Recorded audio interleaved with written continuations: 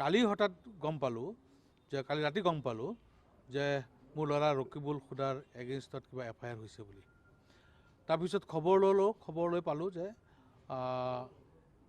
ইব্ৰাহিম আলী বুলি ল'ৰা এটা আমনিৰ, সেই ল'ৰাজনে মোৰ ল'ৰা ৰকিবুলৰ পৰা ৮০,০০০ টকা ধাৰলৈ নিছিলে আৰু সেই ৮০,০০০ টকা ধাৰৰ পৰা ৫০,০০০ টকা অনলাইন পে'মেণ্ট কৰি দিলে তাক।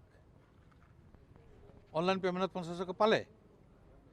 যিজন ল'ৰা দিছিলে ইব্ৰাহিম, সেইজন বোলে তেল চুৰিৰ লগত জড়িত হৈ এৰেষ্ট হৈছে আৰু তাৰ যেতিয়া খুচুৰি চাইছে একাউণ্ট চোৱাৰ পিছত মানে তাৰ একাউণ্টৰ পৰা ৫০,০০০ টকা মোৰ ল'ৰাৰ একাউণ্টত অহা তথ্য পালে আৰু তাতে এটা পাক লগালে। গতিকে মই এতিয়াও ঘৰ পোৱা নাই। ঘৰ গৈ পাই মই বিতংভাৱে মই এইটো চাম, কি আচল ঘটনাটো কি বিতংভাৱে চাম। কিন্তু মই এইটোৱে ক'ব বিচাৰিছোঁ, মই আইনক বাধা নিদিওঁ, আইনে নিজৰ গতিৰে গতি কৰক। মই আৰক্ষীক সহায় কৰিম, কিন্তু সত্যটো সত্য হ'ব লাগে।